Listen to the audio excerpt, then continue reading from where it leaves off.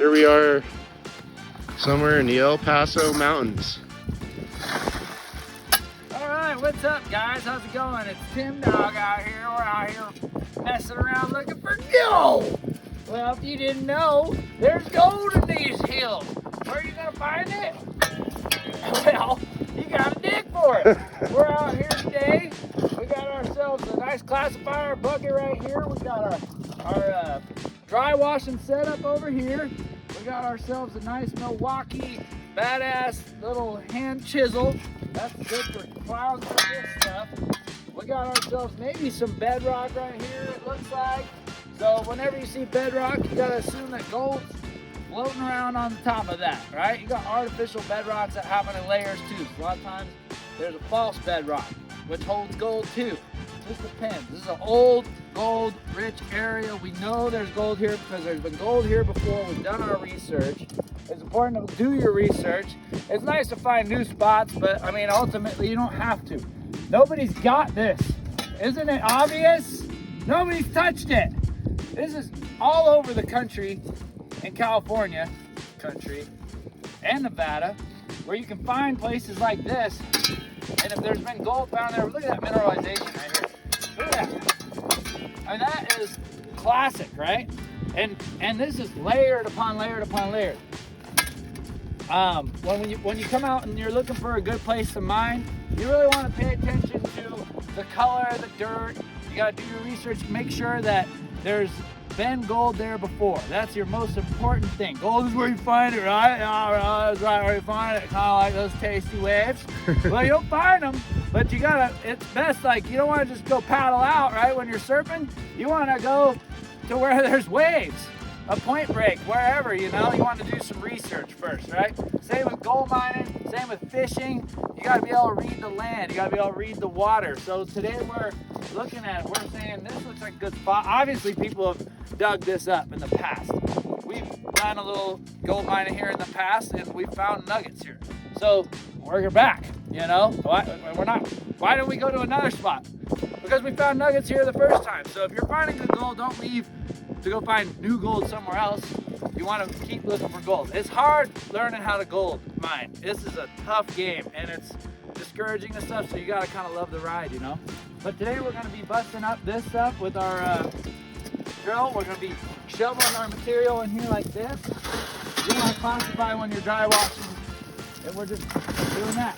And then don't forget to metal detect behind where you threw all your material. Just because I'm doing this, look at all that. There's a lot of material that's coming off of that, right? So if you're sitting here like doing this all day, yeah, a lot of it's gonna hit, but just always check your piles. And when you're done dry washing throughout the day, turn your thing off, look it up. We already found a guy's nugget here today. This is somebody else's spot. They missed a nugget. They didn't metal detect their dry washing piles. Always make sure you do that. All right, guys. Let's see what we can find today. All right. Now we're coming to that.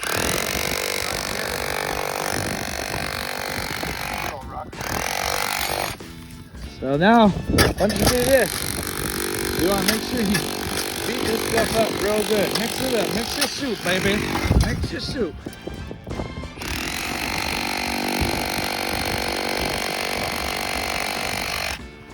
Oh yeah.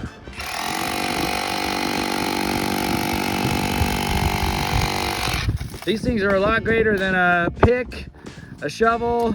You know, you can pick these things up used for 300, 400 bucks. They're worth every penny if you're gonna be doing this. You can rent them from Home Depot too. Just rent them for the day, you know, a few days. Look at that. Boom. Now what we're gonna do is we're gonna chunk all this up and really bash it up with the hammer and get all that stuff broken up and loose, and then we'll throw it over here and we'll make sure we metal detect our pile back over there once we're done. Okay, so now that we got the machine all set up, it's pretty basic. This is the Keen 160. He's also got a 190, which is a lot bigger. Keen has been building good mining equipment since since I was a kid. I have a branch built that my dad got 40 years ago from probably Keen's dad. So anyway, support those guys, you know. He's actually a big part of why we can do this, because he's coming up with these kind of devices that we can utilize in today's modern day society of gold prospecting. Well, anyway, it's real easy to set up. You want to basically make sure that this level, we didn't bring a level today, so we're eyeballing it, we're playing with it a little bit. Once you run a little material, you can look back through there, make sure your material's not on one side or the other, you know what I'm saying? But at the end of the day, we got this thing all set up. These two louvers in the front here, one goes about half full. You also have everything hooked up with the hose right here. The hose is basically a leaf blower attached to the hose, which is blowing the air up into there, causing this whole thing to vibrate. The vibration and the air is going through a sluice box, a riffle chamber in the back, and causing the heavies to settle and the light stuff to just fall out the back. These things are not as shear proof as, say, a sluice box or a dredge, so you really want to make sure that you metal detect your tailing piles at the end of the day. Not even at the end of the day, throughout the day. Anyway, so right now we're going to go ahead and fire this up. I'm going to run some material through here, kind of give you guys an idea how fast this thing actually works. The 190 is faster, but this thing's very impressive. This is a good way to find gold. You can run quite a bit of material. We've already classified this, like I showed you guys earlier. We're going to go ahead and start running it.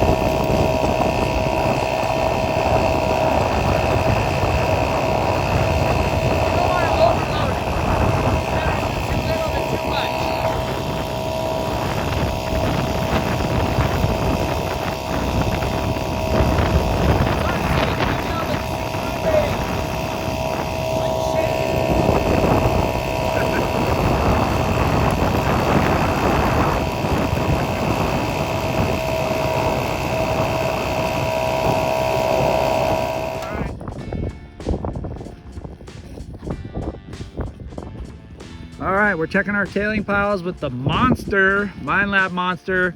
Great machine, easy to operate, super beginner friendly compared to a lot of these other machines.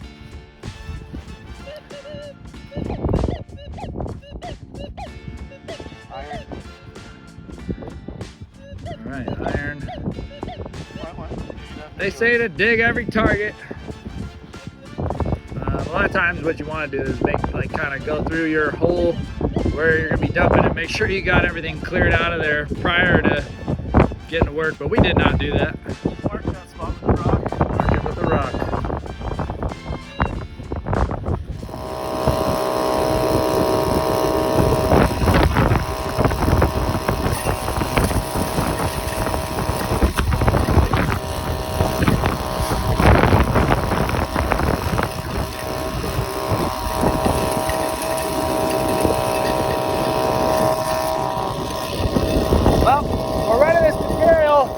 It's really important that after we run that much material right there, we end up doing our cleanup.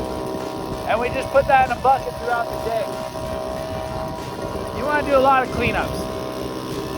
Matter of fact, if you wanted to, you could run your material twice. If you don't have a metal detector, I highly recommend doing that. I know it takes time, but that's what happens when you don't have water. It's also important to realize that you need to have very dry soil. You don't want to come out here after a rain. It just won't work. This stuff needs to be bone dry.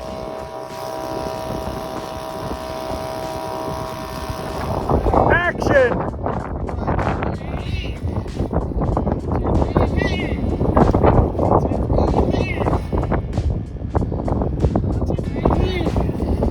Yeehaw! Let's give him a hand.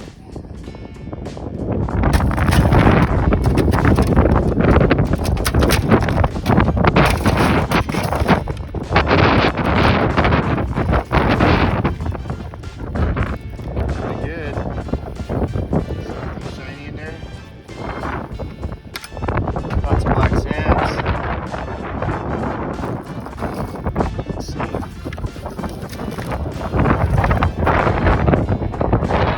We got some gold.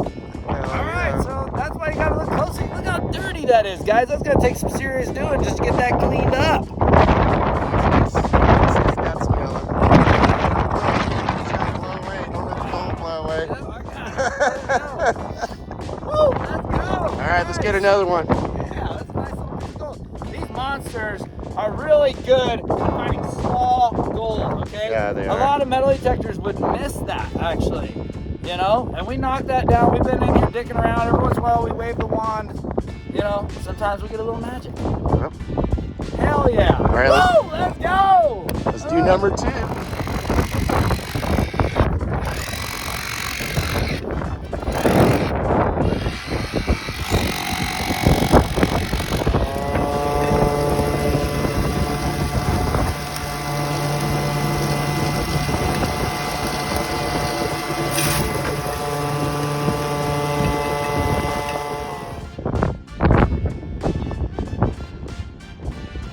Alright guys, well, you know what?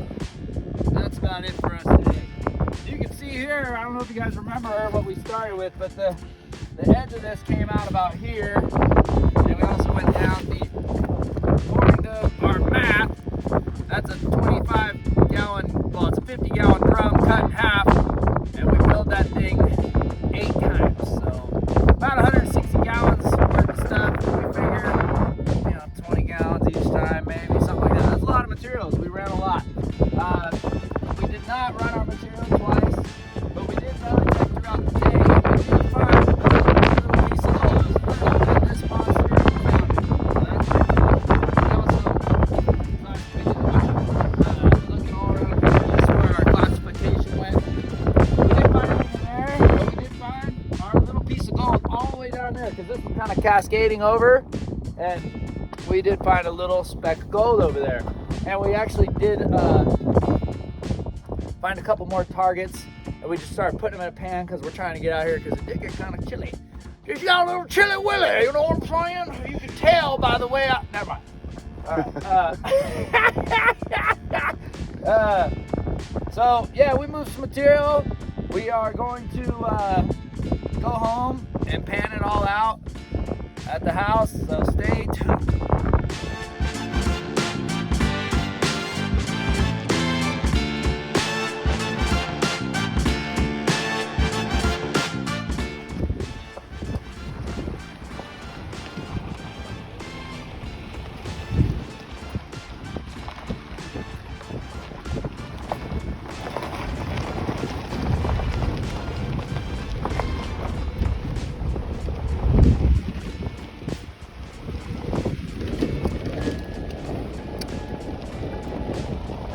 Ounces per pound Millions of ounces. We're gonna be rich.